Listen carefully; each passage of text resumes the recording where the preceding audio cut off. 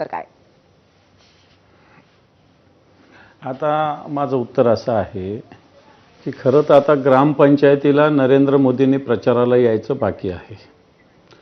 नेते प्रचाराला उतरले नाही म्हणजे काही प्रचार झाला नाही असा त्याचा अर्थ नाही. जसं बंटी पाटलांनी सांगितलं की त्यांची संख्या आली, पण आमच्या पक्षामध्ये गावागावात, तालुक्यात, जिल्ह्यात लढणारे नेते आम्ही आहोत.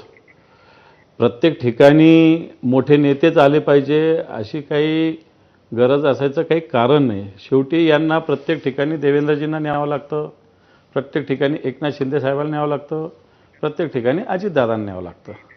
आता हे तर कबूल केलं पाहिजे. मग आमचा कोणीही नेता नाही गेला तरी आम्ही एवढं यश मिळवलं. पण अंबादासजी निकालात नाही त्याचा परिणाम दिसला. ज्या अग्रेसिव्हली प्रचार करण्यात आला होता, जे बडे नेते उतरलेले होते, त्याचा परिणामही दिसला. मला एक सांगा मुद्दे याच्यावर काय? ह्या नगरपालिकेच्या गावात पाणी येतं का नाही येतं याचे उत्तर पाहिजे. या गावात स्वच्छता होती का नाही होती याचं उत्तर पाहिजे. या गावातली दिवाबत्ती नीट होती का नाही होती याचं उत्तर पाहिजे. या गावात सिवरेज ट्रीटमेंट प्लांट आहे का नाही आहे त्याचं उत्तर पाहिजे. या गावातल्या रस्त्यावर खड्डे पडले, रस्ते कसे याचं उत्तर पाहिजे. हे सगळ्या ठिकाणी नरेंद्र मोदी विकसित भारत सांगतात, विकसित भारताच्या चर्चा करतात, नरेंद्र मोदी विश्वगुरू चर्चा करतात.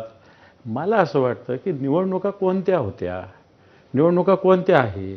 आज तुमची सत्ता भारतीय जनता पार्टी आता संख्या वाढली असेल, परंतु याच्यातली अर्ध्याच्या वर संख्या तर ऑलरेडी होती.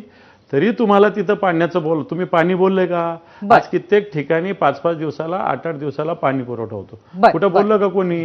हे बेसिक प्रश्न तर जसेच्या तसेच आहे ना. बरं, नक्कीच. सतेशजी, तुमचं काय मत आहे की बडे नेते, त्याच्यामुळे या बेसिक प्रश्नावर भारतीय जनता पार्टी.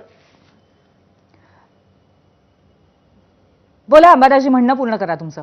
आमचे नेते नाही बोला, बंटी पाटलांना बोला. हा, बरं. सतेशजी, तुमचे बडे नेते उतरले नाही प्रचारासाठी आणि त्याचा परिणाम कुठेतरी दिसला असं वाटतं.